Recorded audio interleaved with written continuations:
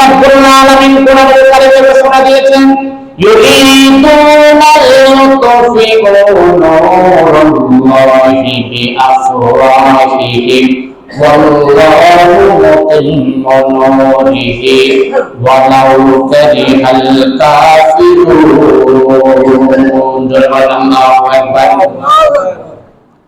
আল্লাহ রাব্বুল আলামিন বলেন, সমস্ত কাফের বেঈমান একত্রিত হয়ে কোরআনের আওয়াজকে তারা তাদের মুখের ফুৎকার দিয়ে নিভিয়ে দিতে চায়। ফুৎকার দিয়ে কি দিতে চায় বলেন? নিভিয়ে দিতে চায়। কিন্তু আল্লাহ বলেন, না না না, সারা দুনিয়ার সমস্ত কাফের বেঈমান একত্রিত হয়ে আমার কোরআনের আওয়াজকে, কোরআনের নূরকে না বন্ধ করতে পারবে না, ইসলামের দাওয়াত থেকে হটাইতে পারবে না। আল্লাহু মুতিম্মু নূরিহি ওয়ালাউ কারিহাল কাফিরুন। তারা যতই আল্লাহর কোরআনের নূরকে, কোরআনের আওয়াজকে বন্ধ করে দিতে চাইবে, আল্লাহ রাব্বুল আলামিন এই কোরআনের আওয়াজটা আরো বেশি উচ্চাঙ্গ করে দেন। সুবহানাল্লাহ। এই চিন্তা করে তারা একটা পরামর্শ করল, কি করা যায়। সেখানে তাদের মধ্যে পরামর্শ আসলো, ঠিক আছে, আমরা এখন থেকে তার ইসলামের দাওয়াতকে বন্ধ করে দেওয়ার জন্য কয়েকটা পদক্ষেপ হাতে নিতে হবে। তারা কয়েকটা পদক্ষেপ গ্রহণ করছে, কয়েকটা ষড়যন্ত্র করেছে। তারা ষড়যন্ত্র করে ইসলামের দাওয়াত থেকে বিন্দু পরিমাণও কাউকে কি হটাইতে পারবে? জোরে বলেন, পারবে? পারবে না। বিশ্ব নবীকে ইসলামের দাওয়াত থেকে ফিরাইয়া তাদের ধর্মকে নিয়ে যেতে পারবে? জোরে বলেন, পারবে?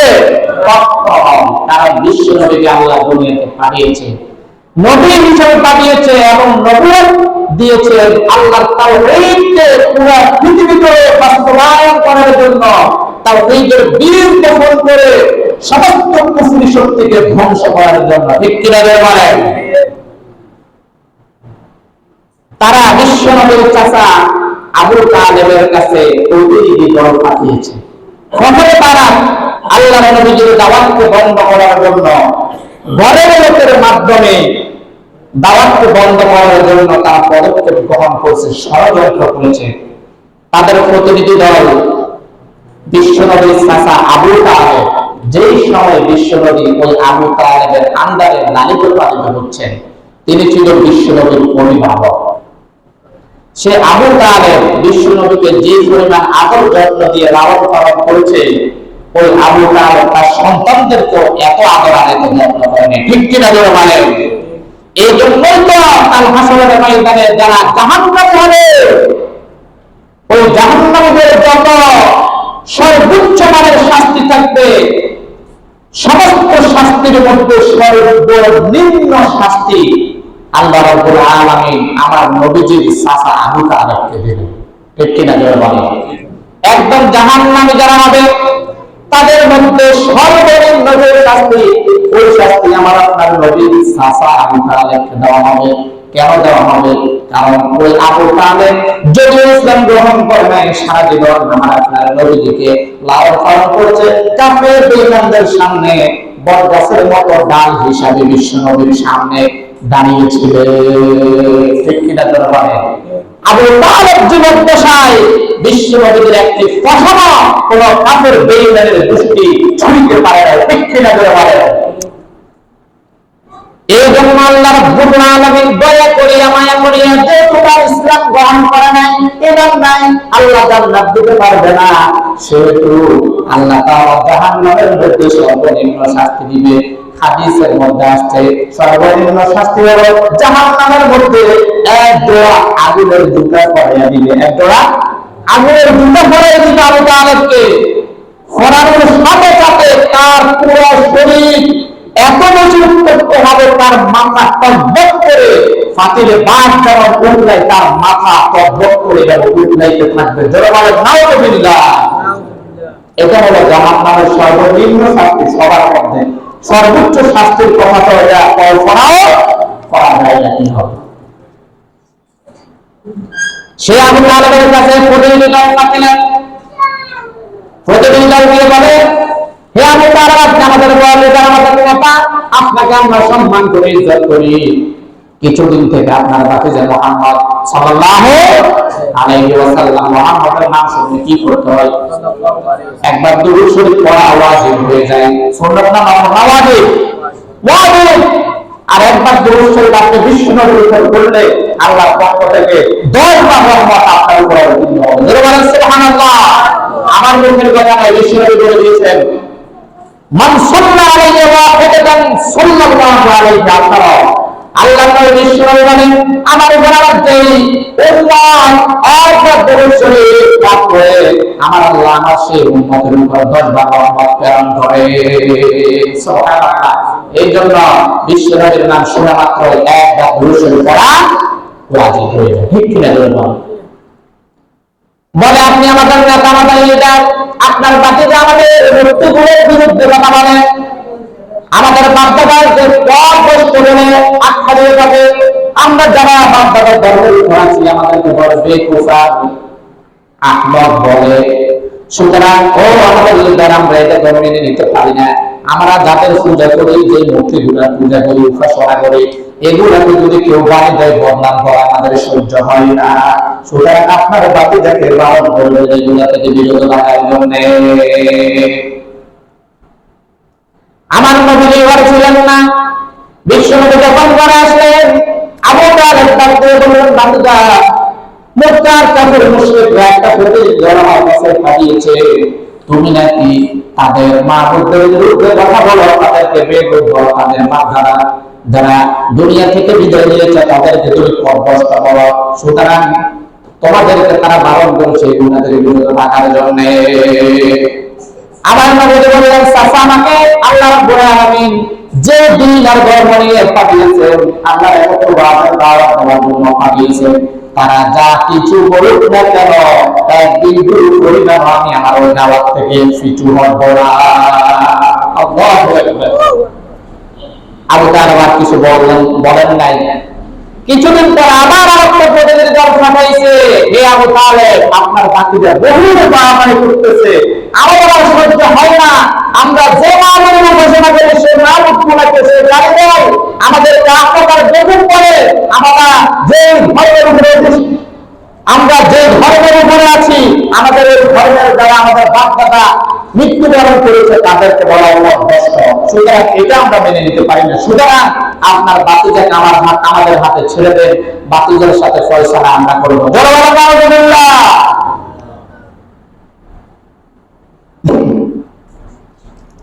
আল্লাহ বিশ্ব নবী সামনে আবার যখন তিনি বললেন, বাতিজা মক্কার কাফের মুশরিকরা এভাবে বলতেছে, তুমি তাদের উপাসনা যাদের করে সেই মাবুদদেরকে তুমি গালি দাও, আবার তাদের ধর্মের বিরুদ্ধে কথা বলো, তাদেরকে কষ্ট বলো।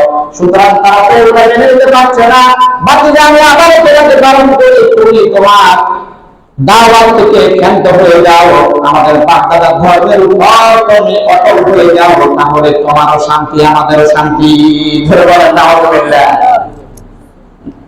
আল্লাহ নবী বিশ্ব নবী বললেন, চাচা আপনি আমাকে হাজারবার বলতে পারেন ইসলামের দাওয়াত বন্ধ করে দেওয়ার জন্য, আমি একবারে বন্ধ করব না। আপনার অধীনে আমি প্রয়োজনে থাকবো, আপনার সত্য ছাড়া আমার লাগবে না। যে আল্লাহ আমাকে ইসলামের দাওয়াতের জন্য পাঠিয়েছে, আমি পুরা ইসলামকে এই পুরা মক্কার জমিনের মধ্যে প্রচার প্রসার করার আগ পর্যন্ত এক সেকেন্ডের জন্য আমি ক্ষান্ত হব না। সুতরাং তারা যা করে কর, সুতরাং আমি আর আপনার কাছে থাকবো না, আমি চলে যাচ্ছি। বিশ্ব নবী বলেন, এই কথা বলে এরপরে চাচা আবু তালেব বলল, বাতিজা বলতে পারছি তোমার সবকিছু সহ্য করতে পারি, তোমার কান্না আমি চাচা সহ্য করতে পারি না। সুতরাং আর তোমাকে আমি কিছুই বলবো না, তোমার মতো করে তুমি ইসলামের দাওয়াত চালিয়ে যাও। আল্লাহু আকবার। এরপরে বিশ্ব নবী যখন আরো বেশি দাওয়াত দিতে লাগলেন, কাফের বেঈমানরা আস্তে আস্তে ইসলামের দিকে প্রবেশ করতেছে, তাদের সহ্য হচ্ছে না। তখন তারা কি করলো? তারা চিন্তা করলো, আব্দুল্লাহ ইবনে মুহাম্মদকে একটু দেখানো যাবে, হয়তো ওই লোক দেখে সে ইসলামের দাওয়াত ছেড়ে দিয়ে আমাদের ধর্মে চলে আসবে। তারা প্রতিনিধি দল পাঠালেন, বলেন, হে মুহাম্মদ তোমার সাথে আমাদের একটা বোঝাপড়া আছে, একটা চুক্তি আছে, তবে এই চুক্তির মধ্যে যদি তুমি আসো তোমার জন্য কল্যাণ হবে, আর যদি না আসো তোমার অকল্যাণ হবে। আল্লাহর নবীজি জিজ্ঞেস করলেন, বলো তোমাদের সাথে কি চুক্তি? বলে যে তুমি তো গরিব মানুষ, এই মক্কার জমিনে তুমি যদি সম্পদ চাও, আমাদের মক্কার জমিনে সমস্ত লিডাররা তাদের সম্পদের অর্ধেক তোমাকে দিয়ে দিবে। এই মক্কার জমিনে তোমার উপর সম্পদ চাইলে আর কেউ থাকবে না, শুধুমাত্র তুমি তোমার আল্লাহর কোরআনের দাওয়াতটাকে ছেড়ে দিয়ে আমাদের ধর্মে চলে আসো। আর যদি তুমি চাও, তুমি যদি ক্ষমতা চাও, তোমাকে আমরা ক্ষমতার আসনে বসিয়ে দিব, আমরা সবাই তোমাকে নেতা হিসেবে মেনে নিব, তারপরে তুমি ইসলাম থেকে বিরত হয়ে যাও। আর যদি তুমি চাও তুমি বাদশাহ হিসাবে থাকবে, আমরা তোমাকে বাদশাহ বানিয়ে দিব, আমরা তোমার প্রজা হয়ে থাকবো। আর যদি তুমি চাও এই মক্কার জমিনে সুন্দরী কোন নারীকে বিয়ে করতে, মক্কার জমিনে সমস্ত সুন্দরী নারীগুলোকে তোমার সামনে এনে দিব, যাকে চাও যতজন চাও তুমি বিয়ে করে সংসার করতে পারবে। আমার নবী বললেন, তোমাদের আর কোন প্রস্তাব আছে? বলে না, ঠিক আছে, আমি এই মুহূর্তে বলে দিচ্ছি, আর তোমাদেরকে বলবো না। তোমরা এই সারা দুনিয়ার সমস্ত সম্পদ নয়, সারা দুনিয়ার ক্ষমতা নয়, লিডার নয়, বাদশাহী নয়, সারা দুনিয়ার কোন সুন্দরী নারী নয়, তোমরা যদি আমার ডান হাতে আকাশের সূর্যের দেওয়ার বাম হাতে যদি আকাশের চন্দ্র মেনে নাও, তারপরেও এক সেকেন্ডের জন্য আল্লাহ যে উদ্দেশ্যে পাঠাইছে ওই ইসলামের দাওয়াত থেকে আমি বিরত হতে পারবো না। আল্লাহু আকবার। কাফের বেঈমানরা চুপ করে গেলেন, তারা বুঝে ফেললেন না আব্দুল্লাহর বেটা মুহাম্মদরা কোনো কিছু দিয়ে দাবানো যাবে না। এই জন্য তারা ষড়যন্ত্র শুরু করলেন, তথ্য সন্ত্রাস চালানো। এদিকে হজের মৌসুম চলে আসতেছে, হজের মৌসুমে মানুষগুলা সারা বিশ্ব থেকে আসবে দরবারে, আর আব্দুল্লাহর বেটা মুহাম্মদ যখন কাবার চত্বরে বসি আল্লাহর কোরআনের তেলাওয়াত শুরু করবে, সুমধুর কণ্ঠের তেলাওয়াত শুনে তারা ধরে ধরে ইসলামের মধ্যে প্রবেশ করবে, সুতরাং তাদেরকে ঠেকাতে হবে। নাউযুবিল্লাহ। তারা বেকুব বসেছে, সভা পরামর্শ বসছে, সেখানে ওই দেখতে পাবে না যে একটা কাফের বেঈমান ছিল, বিশ্ব নবীকে বিভিন্ন সময় গালিগালাজ করত, সে ওয়ালিদ ইবনে মুগীরাকে তারা মুশরিক বানিয়েছে। সে পরামর্শ দিতে পরামর্শদাতা বলে যে সামনে যে হজের মৌসুম আসতেছে, সারা বিশ্বের মানুষগুলো বিভিন্ন জায়গায় থেকে আসবে, এই মক্কার জমিনে তাদেরকে ঠেকাতে হবে, মুহাম্মদের বিরুদ্ধে কথা বলবে, মুহাম্মদ থেকে দূরে রাখতে হবে। কি করতে হবে বলে, তোমরা প্রস্তাব করো। কেউ বলে তারা যখন আসবে আমরা বলবো সে একজন গণক, আমরা বলবো সে কি গণক। আবার কেউ বলে আমরা বলবো একজন কবি, আবার কেউ বলে আমরা বলবো তাকে পাগল, আবার কেউ বলে আমরা তাকে বলবো একজন জাদুকর। ওয়ালিদ ইবনে মুগীরা বলে তাকে গণক বলা যাবে না, কারণ গণকের মতো কোনো সিম্পটম, কোনো লক্ষণ তার মধ্যে নাই। আবার বলে তাকে কবিও বলা যাবে না, কারণ কত কবির কবিতা আমরা শুনেছি, নিজেও জানি কবিতার কোন ছন্দ এমন নয় যে ছন্দের কোরআন তেলাওয়াত শুনলে মানুষ তাদের বাপদাদার ধর্ম হারিয়ে ইসলামের মধ্যে প্রবেশ করে যাবে না। কবিতা নয়, যেটা বলেন আল্লাহু আকবার।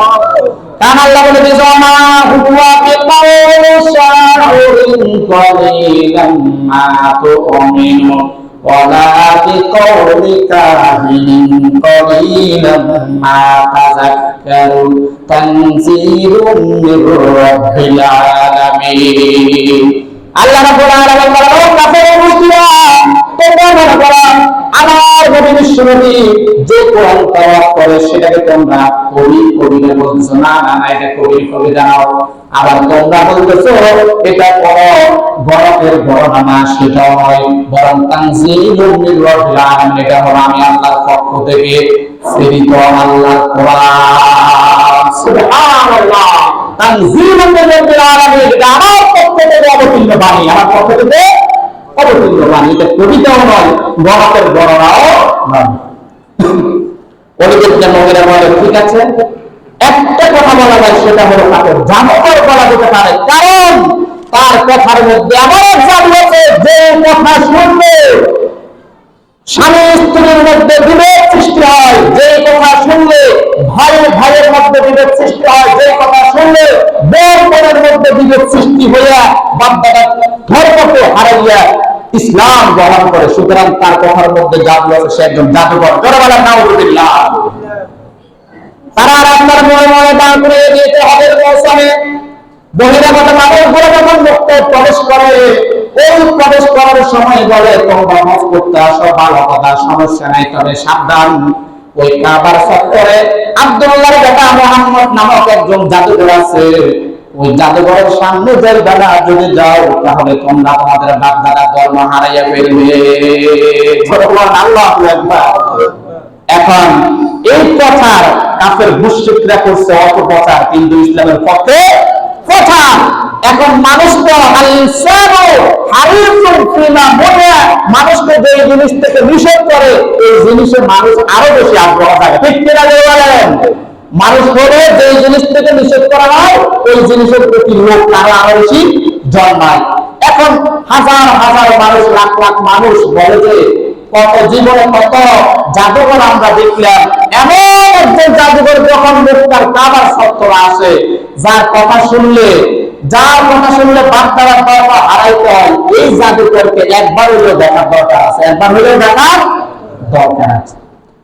সমস্ত মানুষগুলো কাবার চত্বরে যখন যায়, আমার নবী কোরআনের তেলাওয়াত করে, ওই তেলাওয়াতের আওয়াজগুলো মানুষের যখন কানে যায়, ওই কান দিয়ে নবহুরের তেলাওয়াতের আওয়াজ যখন যায়, যাওয়ার পরে ওই তেলাওয়াতের আওয়াজটা তাদের কলিজার মধ্যে হিট করে, আর অটোমেটিক তাদের চক্ষু দিয়ে পানি জর্জর করে পড়তে থাকে।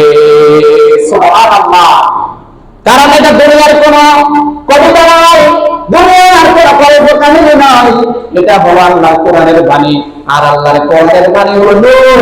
এই নূরটা মানুষের কর্ণমহলের সময় যখন পরিধি হিট করে, অটোমেটিকলি মানুষের চোখ দিয়ে পানি ঝরতে থাকে। ঠিক কিনা জোরে বলে?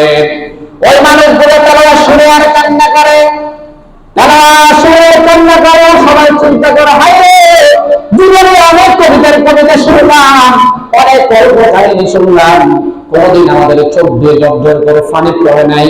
সুতরাং আব্দুল্লাহর বেটা মুহাম্মদ এমন কি বাণী তেলাওয়াত করে, যেই বাণী আমাদের কলিজার মধ্যে হিট করে, অটোমেটিক আমাদের চোখ দিয়ে পানি ঝরে। সুতরাং এটা কোন দুনিয়ার গল্প কাহিনী নয়, এটা কোন দুনিয়ার কোন কবিতা নয়, নিশ্চয় এটা স্বয়ং আল্লাহ পাক রব্বুল আলামিনের পক্ষ থেকে অবতীর্ণ বাণী।